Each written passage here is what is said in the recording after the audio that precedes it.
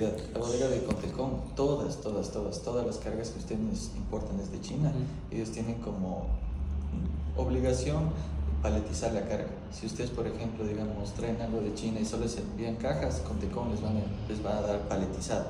Tiene su costo, pero por eso nosotros elegimos Contecón. E Inarpi para las bobinas, en realidad las bobinas no hay como paletizar, es algo demasiado grande. Entonces, los depósitos que nosotros utilizamos o es Inarpi o es Contecón.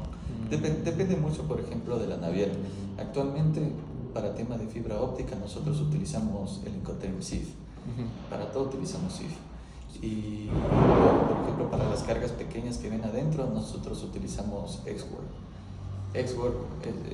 Me imagino que de Incoterm ya deben saber. Sí. Entonces, más que todo porque como son cajas, la gran mayoría de nuestros agentes les pedimos que hagan registro fotográfico. La única manera, como son equipo tecnológico, necesitamos ver cómo se despacha, cómo se van haciendo, entonces por eso pedimos recoger desde la fábrica como tal. Entonces la carga que ya viene aquí ya viene pagada de los impuestos, ¿no? Correcto. Al menos bobinas viene SIF, siempre viene SIF. Ya, siempre. Esa era mi duda que no puedo preguntar adentro. Perfecto. Ahora sí comencemos. ¿Ya comenzaste a grabar? ¿No? Ya. Ya. Hemos estado ya en la entrevista. O sea, podemos resumir que la empresa se dedica, es proveedora de equipos de... La empresa Altala se dedica es importador y comercializador. Importa equipos del sector de telecomunicaciones, petróleos y CCTV. CCTV es todo lo que es cámaras de seguridad y circuito de seguridad. Eso es lo que se dedica a la empresa. Aquí importa y igual tenemos un equipo de ventas en todo el Ecuador que comercializa los productos que nosotros importamos. Había mencionado que el 90% se dedicaba a la parte de telecomunicaciones, ¿verdad? ¿Y por qué es así el porcentaje? Digamos, en la parte petrolera, ¿por qué ocupa tan poco porcentaje de importancia? En realidad la empresa, el giro inicial de la empresa siempre fue de telecomunicaciones. En vista de que obviamente, por ejemplo, algunas empresas petroleras nos empezaron a... ¿Por qué incursionamos esto? Porque algunas empresas petroleras nos empezaron a pedir fibra óptica. Cuando nosotros, hace mucho tiempo, y como nos pidieron fibra óptica, al momento que nosotros ingresamos, vimos que podíamos comercializar fluques, analizadores, medidores, tubería de petróleos, y al ser una empresa que tenía, al menos por ejemplo Altala, tiene un perfil en la SENAE, un perfil de importador súper alto, es calificación A. Entonces, como nosotros usualmente tenemos un aforo automático para todas nuestras cargas, decidimos lanzarnos y abrir, como ya teníamos apertura dentro de estos campos petroleros, dijimos, ok, si ya vendemos fibra, ¿por qué no importamos y vendemos también un poquito más de lo que se están consumiendo? ¿Y qué viene siendo más rentable? Digamos, en realidad son sectores totalmente diferentes. Actualmente Altala solo trabaja con el sector privado, no trabajamos con el sector público. Incluye para telecomunicaciones como para privado. Privado solo trabajamos, por ejemplo, con Ambis Petroleum, Baker, Slumber. Y, por ejemplo, para el sector de telecomunicaciones trabajamos con empresas como Telefacom, Fibramax, empresas que son netamente privadas. Entonces, ¿qué es más rentable? En realidad va de la mano, va netamente como cada ítem tiene su propia rentabilidad aquí dentro de la empresa. Hay ítems que nosotros, por ejemplo, podemos ganar el 50% de rentabilidad, pero hay ítems que en realidad son consumibles, que se llaman dentro de la industria, son consumibles, y al ser consumibles hay bastante oferta dentro del mercado, y es por eso que en realidad es un poquito más de venta cruzada. Simplemente esto ayuda a completar los pedidos y es la utilidad un poco más baja. Disculpa que me regrese un poquito a la pregunta, pero yo tenía entendido que esta empresa también se apegaba al régimen 70 de depósito aduanero. Tal vez tienen mercadería o han tenido mercadería que, por ejemplo, tienen que guardar la mercadería en el depósito para el momento de que la empresa les compre, pagar los impuestos y que salga la mercadería. 100%. Eso, buena tu pregunta. Eso hicimos nosotros, no sé si me parece que fue el anterior año, lo dejamos una gran parte de nuestra mercadería de equipo de routers de telecomunicación. El año pasado nosotros dejamos aproximadamente como unas 10.000 unidades, me parece que fueron en un depósito aduanero temporal. ¿Por qué hicimos esto? Fue en realidad por dos razones. La primera razón, teníamos exceso de almacenamiento dentro de nuestras bodegas, exceso de almacenamiento. Entonces, eso fue la primera razón. Y la segunda razón, como no teníamos espacio, yo simplemente nacionalicé por partes. Lo que necesitaba, hablaba con el depósito, por favor, voy nacionalizando e iba armando diferentes DAIs. Simplemente iba declarando como lo que necesitaba y poco a poco. No lo hacemos mucho eso. Cuando nosotros hacemos eso, cuando estamos excedidos de espacio, al menos de espacio. Como ustedes ven, la fibra óptica no es una caja. Entonces, hay veces que excede nuestra capacidad de almacenamiento, a pesar de que nosotros hacemos una planificación de la demanda con inteligencia artificial. ¿Y no alguna vez no les ha llegado el caso en que tuvieron, por ejemplo, tuvieron exceso aquí y exceso en el depósito y tuvieron que reexportar la mercadería? Nunca nos ha pasado en realidad eso, afortunadamente. He escuchado que se ha pasado eso, pero nunca nos ha tocado como reexportar una mercadería. Claro. Hubo una ocasión que, por ejemplo, afortunadamente no nos tocó reexportar. Habíamos traído un cable y el etiquetado del INEN estaba incompleto. Entonces, ¿qué pasó con el etiquetado del INEN? Eso fue durísimo porque llegó la mercadería, a pesar de que el proveedor en origen me había enviado a mí el etiquetado del INEN, todas las certificaciones, todo, absolutamente, cuando llegó no estaba completo. Entonces, ¿qué es lo que nosotros hicimos? Aplicamos un formato de solicitud de INEN único, que es cuando prácticamente no te vino con etiqueta, no te vino con nada, para ver si es que el gobierno nos apoyaba, la aduana. Y afortunadamente sí me apoyó, pero hicimos, por ejemplo, al menos cositas en overstock, cosas que no han rotado, porque ¿cuál es el riesgo que actualmente tiene la compañía? Que como somos una empresa de tecnología, la tecnología cambia cada 3-4 meses en el mundo, cambia en cualquier lado. Entonces, todo lo que ustedes vieron en la bodega tiene que venderse rápidamente, porque si no la tecnología se vuelve obsoleta. Sí, y esto nos dijeron que se devalúa, ¿verdad? Se devalúa, porque, o sea, es solo un simple ejemplo, tema de computadoras. Tú compras un Core i5 y ya actualmente hay como Core i9 o 10ª, 11ª generación. Es exactamente lo mismo pasa con el tema de routers. Sí, justo eso nos mencionaron. ¿El depósito que mencionaste anteriormente es público o privado? Es público. No recuerdo con quién hicimos el depósito, pero les puedo confirmar, porque yo tengo esa información y les puedo enviar luego nosotros almacenamos aquí, para que tengan como registro. Sí, es importante también tener eso, porque nuestra entrevista en sí era sobre los regímenes de aduanero y teníamos que empaparnos full en eso. Sí, no, por ejemplo, al menos todo lo que es empresas de telecomunicaciones muy poco utilizan estos regímenes aduaneros. ¿Por qué? Porque cuando hagan una investigación de depósitos temporales, no enfocarse mucho en empresas de tecnología, porque como les digo, es tan obsoleto esto que tener en un depósito temporal es prácticamente dejar tu inversión en un lugar que en 4 meses que sacaste, y eso tiene que rotar. Además de pagar el almacenaje, además de que pagas el almacenaje, no te rota. Claro, es verdad.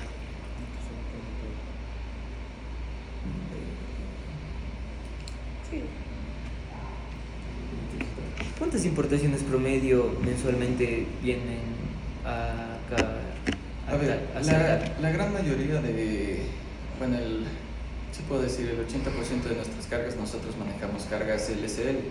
Solo hacemos cargas LCL, a excepción de la fibra. Eso sí utilizamos FCL. No sé si está familiarizado con esos términos.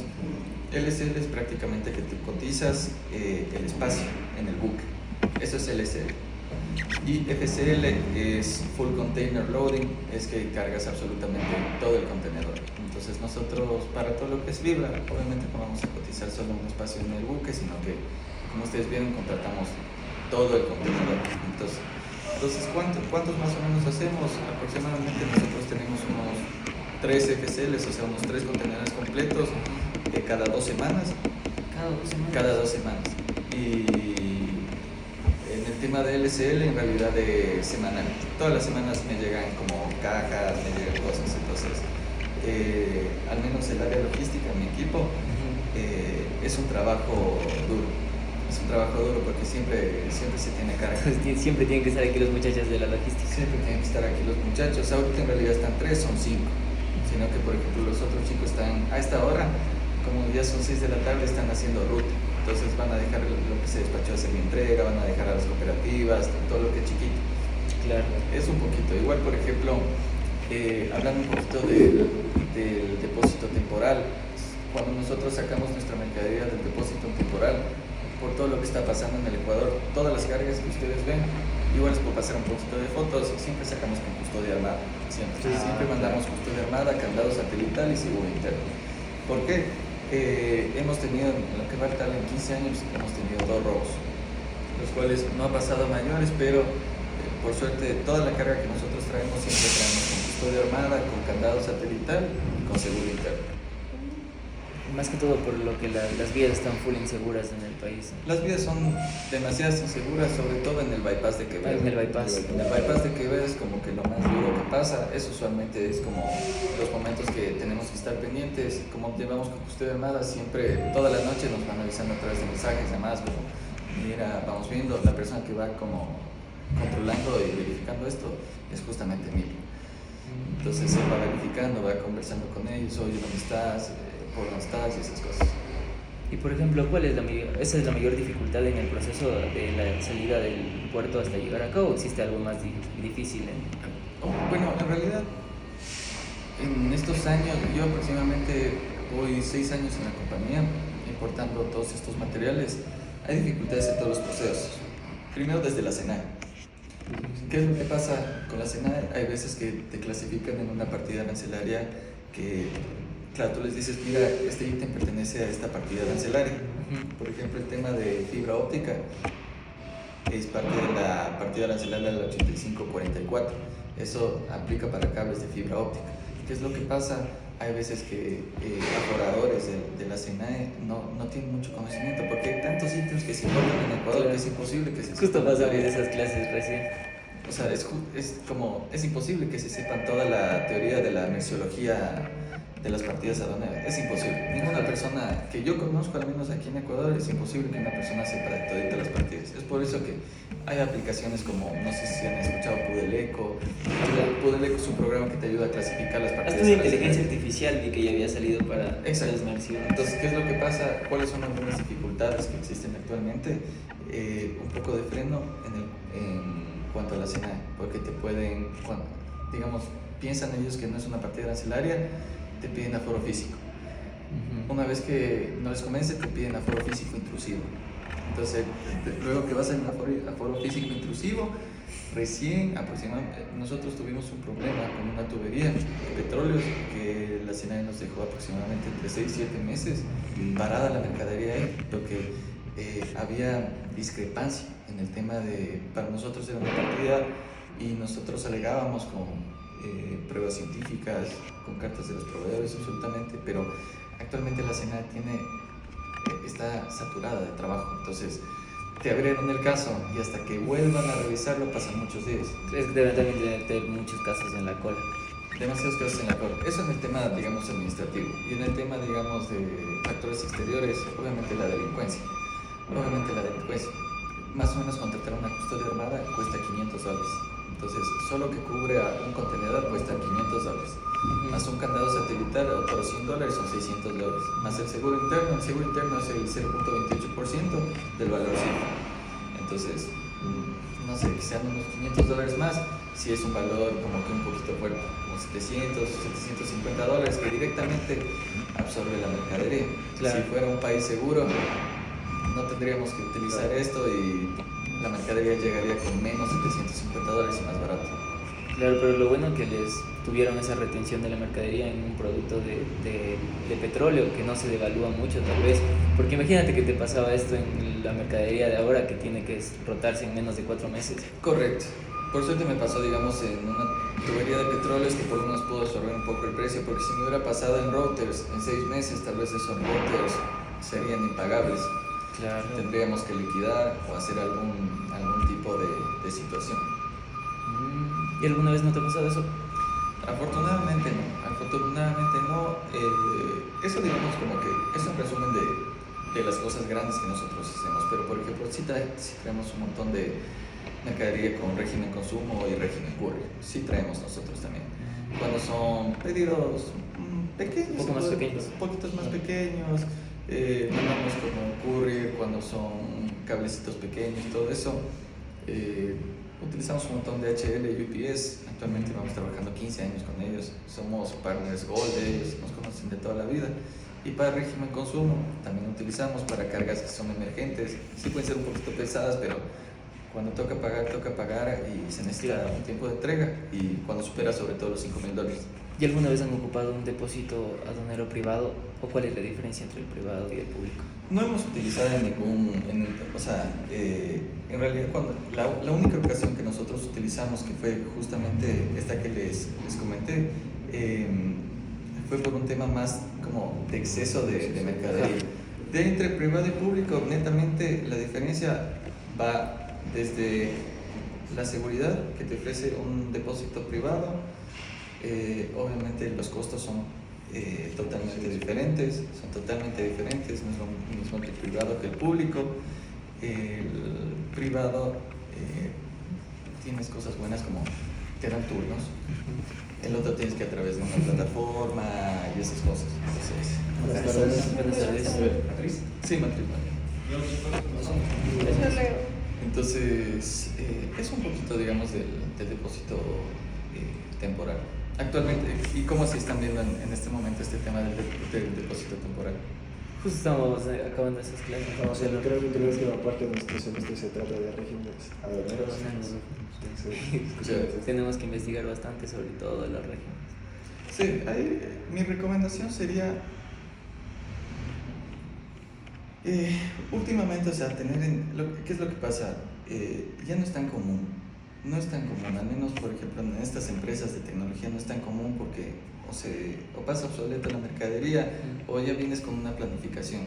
Claro. Si ya tienes bodegas tan grandes, si tienes unas bodegas tan grandes, si tienes una buena planificación, como que botar un poco la plata dejando en un depósito temporal, a menos de que, o sea algo que no va a ser obsoleto o que necesitas esperar o que necesitas confirmar, pero ¿cuál es lo negativo del depósito temporal? El almacenaje. Claro. El almacenaje y obviamente como que o sacas todo o si vas a nacionalizar partes por partes, esos son otros gastos. Entonces son más requisitos. Son más requisitos. Representan más dinero. Entonces, ventajas que obviamente si no tienes espacio, si estás en alguna emergencia, si tuviste algún problema con alguna certificación o algún problema aduanero y te toca reexportar, sirve para eso, sirve totalmente perfecto. Pero si eres una empresa totalmente establecida que tiene sus bodegas, el depósito temporal en realidad sería un error, porque llega la mercadería, nacionaliza rápido más bien. Ahí es donde se debe tener una planificación ya bien estructurada. Correcto. Actualmente nosotros Altala trabajamos como, no sé si es que ustedes se ubican, Kruger y Nagel. Trabajamos con una de las navieras más grandes a nivel del mundo. Entonces trabajamos con ellos nos ayudan como nuestros agentes de aduana. Ellos son nuestros agentes de aduana, que es como esto es decir, lo único que ellos nos ayudan es a nacionalizan, ayudan a sacar los turnos ya sea en Cotecom o en INARPI, gestionan el transporte y de ahí netamente todito el proceso es manejado por todas las personas que ahorita ven caminando, todas las personas que están aquí, todos son parte de mi equipo. Entonces hay personas que hacen digitación, hay otras personas que hacen nacionalización, hay otras personas que hacen custodias armadas, hay otras personas que hacen transporte, hay otras personas que, por ejemplo, solo ahorita conversando, hay como 3 camiones afuera. Claro. Entonces hay varias como piezas aquí, pero eso es en la práctica. En la teoría seguramente como con sus profesores o con los libros, chévere, tienes que pedir una cotización, estar seguro que el proveedor chino sea confiable y netamente que te llegue acá. Pero si es que ustedes se dan cuenta, son un montón más de procesos, desde que te envíe el proveedor, desde ver que tenga todos los certificados, que llegue acá, que tenga las partidas arancelarias que son, que tenga salida autorizada, transporte, custodia. Hay demasiadas cosas que no se consideran ni siquiera en la teoría. Claro, eso sí, sí. ¿Ustedes tienen su propia flota de transporte pesado o va contrato? A ver, de flota de transporte pesado no tenemos. Utilizamos, por ejemplo, Enetsa, Jetro, que son empresas ya establecidas dentro del mercado, que van sobre todo a provincia. Sí tenemos nuestra flota de transporte, por ejemplo, las camionetas tienen sus cabineras. Entonces tenemos 3 cabineras para aquel sector de Carcelén, 3 cabineras para el sector de Pico. Pero ellos ya son como que los distribuidores de aquí locales. Correcto, o sea, digamos, para meter cajas, para meter... Las cabineras aguantan hasta 1 tonelada, entonces, para meter, digamos, cajas, algún cliente que necesite entregas sencillas, como sale de Carcelén, se necesita que esté a las 10 de la mañana unos routers al sur, entonces se planificará el router. ¿No? Ok. ¿Una pregunta? Mencionaste que solo una vez habían ocupado ese régimen aduanero. ¿Cuánto tiempo permaneció la mercancía ahí? A ver, en realidad hicimos 2 divisiones. La primera, apenas llegó, todo se fue a un depósito temporal. Fue también por un tema de que el cliente no nos confirmaba, como era tecnología, no nos confirmaba si es que era ese equipo que quería. Entonces dejamos ahí porque en el peor de los casos lo exportábamos. Claro. Entonces a la final sí nos confirmaron. No querían la totalidad, primero sacamos 2.500, eso me demoró un mes. Pagamos almacenaje y las 7.500 unidades restantes, como 4.000 fue, no me acuerdo, eso demoró como 4 meses ahí. ¿El almacenaje se cobra por unidades, tipo de producto o por espacio como tal? El almacenaje me cobran por pallet, entonces... Por espacio. Por espacio, entonces siempre el pallet es 1 por 1,20 de dimensión. Eso es, en todo depósito te cobran por el pallet. Pallet americano 1 por 1,20 metros. Creo que el europeo tiene otra El europeo otra es dimensión. 0,80 por 1,10 me parece. Un poco más pequeño. Más pequeño. Entonces, en el Ecuador solo utilizan las mediciones del pallet americano. Al menos las bodegas de las que yo conozco siempre utilizan mediciones de pallet americano. Entonces, todo el mundo se maneja en un solo idioma y es mucho más sencillo. Claro. O sea, en el caso de que no existe stock, me refiero a esto, lo que te voy a preguntar. Digamos, un cliente pide una mercancía, ¿cuál sería el proceso literal de todo hasta que la mercancía le llegue al proveedor? Si es que está en nuestras bodegas. No, si no está en las bodegas. Si no está en las bodegas, es un producto nuevo. Digamos, dijiste que tienen proveedores en China, ¿no? De fibra óptica, ¿sí? Sí. Si necesitan ese producto.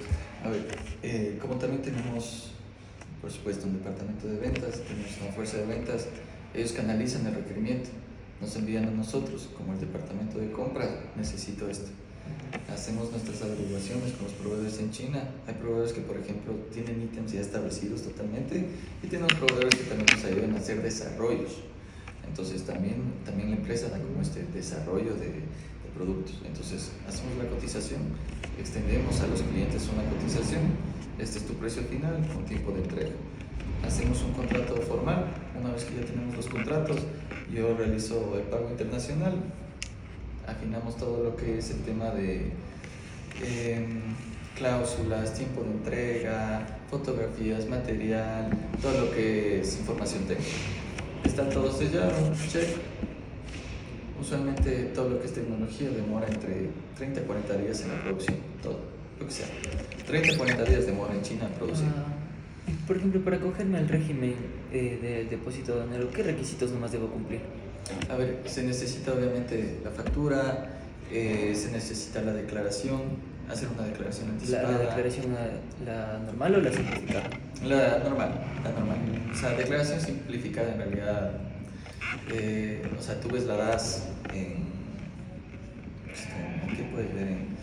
Tal vez en cositas más pequeñas. Como cuando importaban mascarillas que usaban más la das. También, o sea, también nosotros importamos mascarillas. Eso fue, digamos, en el tema de la pandemia. Ajá. Eso fue una medida que creo que todas las empresas aquí en el Ecuador, como sea, trajeron mascarillas porque era el boom. Todo el mundo necesitaba mascarillas cuando pasó el COVID. Entonces, solo ahí nosotros utilizamos. ¿Por qué utilizamos eso? Porque era un proveedor totalmente nuevo. Fue en realidad un riesgo que tomó la compañía. Afortunadamente no salió bien. Pero, claro, también las mascarillas en su momento dejamos en un depósito temporal. ¿Por qué dejamos en un depósito temporal? Eso fue terrible porque Claro, porque se podía apilar como sea, guardarles. se perdió mascarillas dentro del depósito temporal en esa época y nadie respondió. Eso, uno. Dos, en su momento, de lo que costaba en una semana $1.10 la mascarilla, pasaba otra semana y le costaba 90 centavos. ¿Por qué? Porque al Ecuador ya empezaba a llegar un montón de mascarillas de todo el mundo. De todo el mundo. Entonces, sí fue complicado ese momento porque dejamos en un depósito temporal algo que, al menos mascarilla, ¿cuál es la diferencia de dejar una tubería? Que tal vez la tubería cuesta $25.000 y tal vez una mascarilla te puede costar $1, que es traer unas 20.000 mascarillas, ni ahí compensa, entonces absorbe. ¿Qué más? ¿Solo esos requisitos? Requisitos, o sea, son como factura, declaración, por ejemplo, al menos en el tema de mascarillas, nos tocó sacar el registro sanitario. Depende mucho del ítem, porque por ejemplo, tema de routers, declaración, factura, packing list, nada más. Y ya simplemente se hace una cotización formal al depósito temporal. Depende del producto, entonces. Depende del producto. Si es que es mascarillas, obviamente te piden, denme su registro sanitario. Si te piden cable, denme su INE. Si te piden alguna otra cosa, denme su certificación. ¿Y para el gas, por ejemplo? Nunca hemos importado gas. Ahí sí te debo esa pregunta, pero en el tema de gas no. Pero creo que nos mencionó adentro que importaron, que digo, ¿cómo se llama? Máquinas para extracción de gas. El petróleo. O sea, no se explicó ahí bien el Emilio. El tubo que nosotros hacemos exhala del fondo de la tierra el petróleo. Entonces, ¿qué es lo que hace ese tubo? Chupa. Es tubería de petróleo. ¿Por qué? Porque tiene unos compuestos que le conectas una máquina y el petróleo de lo que está internamente dentro de la tierra sale directamente de este tubo. Eso no lo entendí bien. Eso se arma con la armadura y forma el famoso capilar de petróleo. ¿Alguna dificultad que haya tenido en el proceso, en el desarrollo de este régimen aduanero? O sea, sobre todo dificultad, yo pienso, no pienso que es como dificultad, pero lo duro es el tema del almacenaje, como les digo. O sea, mientras más cosas tengas, más pagas. Eso uno. Solo De ahí, tema de dinero. sí, Tema de y costos. Y también, por ejemplo, algo que me pareció limitante, tú solo puedes tener por un año. No puedes tener por más tiempo. No puedes tener por más tiempo. Entonces, si no te hay clientes que no te confirman. Hemos tenido nosotros que no te confirman en 8 meses. ¿Sabes? Entonces, a mí me parece poco tiempo, un año.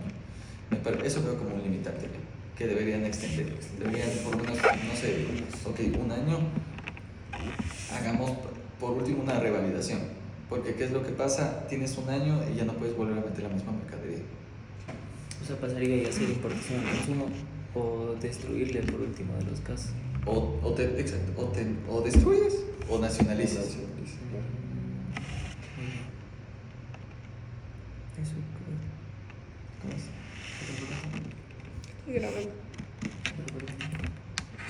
O sea, teníamos que registrar una cosa que era el monto aproximado, pero ya en valor de las mercaderías importadas. Chuta. Más o menos así por tirar el número. Por ejemplo, el anterior año nosotros facturamos $16 millones. Anual. Anual. Sí. Bastante. Es un montón. Y en el depósito, por ejemplo, ¿cuánto es el aproximado de que se paga por espacio, por el palete? Te cobran más o menos $5 por palet. $5 por palet. Diario. Ah, diario. ¿Qué iba a decir 5? Eso es diario. Es bastante, entonces. Imagínate, unos 2 paletes en un mes ya terminas pagando 3. Es fuerte. Sino que, por ejemplo, digamos, armas un palet no sé, que tengan unas 20 cajas. Dentro de esas cajas tienes cada caja tiene 100, no, unas 20 unidades de routers, son 20 por 20 son 400 routers. $5 diario dividido para los 400 routers, no le sientes mucho. Claro, pero imagínate, por ejemplo, aquí en estos, ¿cómo se llaman? En las bobinas. En las bobinas, solamente se pueden apilar de dos, me dijeron, por temas de seguridad industrial. En realidad, los únicos que apilamos así somos nosotros. Ah, De ahí la gran mayoría de gente que trabaja con fibra óptica le dejan el piso. Dejan el piso. Dejan el piso. Nosotros hacemos esto porque, o sea, Altal es la empresa número 1 de importadora de fibra desde China.